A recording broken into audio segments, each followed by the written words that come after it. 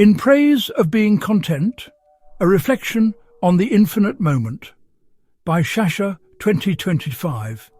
We live in an age where striving has replaced being, and ambition often masquerades as purpose. Yet beneath the noise of becoming lies a quieter truth, one that every mystic, philosopher and poet has pointed toward in their own way.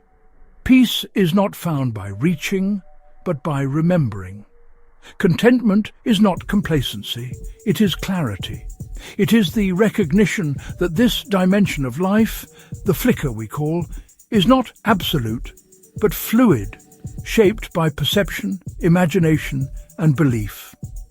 The Sufis call it a dream within the dreamer. The Vedantins name it the divine play of consciousness. Even quantum thinkers echo the same, that what we see depends on how we look. If everything is perception, then life is not a solid fact, but a living field of possibility. We dwell within the interval between two moments of awareness, and that pulse of consciousness becomes because we remember. Rumi wrote, "In that realization, the burden of division disappears. The heart, freed from the conditioning of the mind, begins to see unity in duality. The dance between light and shadow, joy and sorrow, gain and loss. For to know one, the other must exist. Yet there are those who fear such awakening, the power-hungry, the monopolizers of truth, the warmongers of our age. They thrive on separation, on fear, on our forgetfulness of who we truly are. Their empires are built upon the illusion that humanity is powerless and divided. For if we ever remembered the immense creative force we hold as a collective, if we saw that the same divine spark breathes through all, their power would dissolve like smoke in sunlight. They fear the day humanity stands as one voice of awareness, no longer controlled by fear or manipulated by scarcity. Because when consciousness unites, the structure of domination crumbles."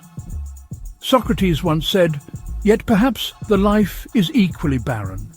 The modern mind has grown sharp but restless, trained to dissect, to question, but rarely to.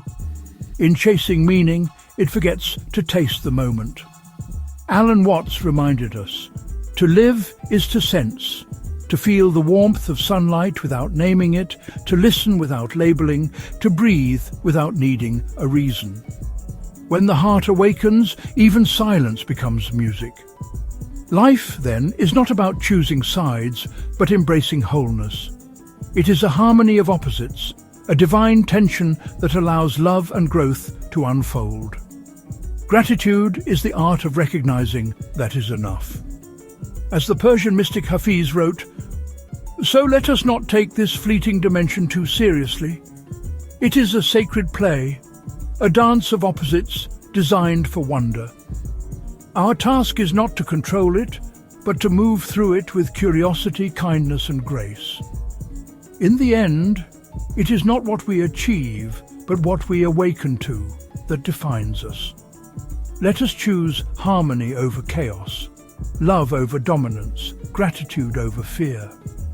For when the heart of humanity remembers itself, when we act not as scattered beings, but as one luminous consciousness, we will no longer be ruled by the few.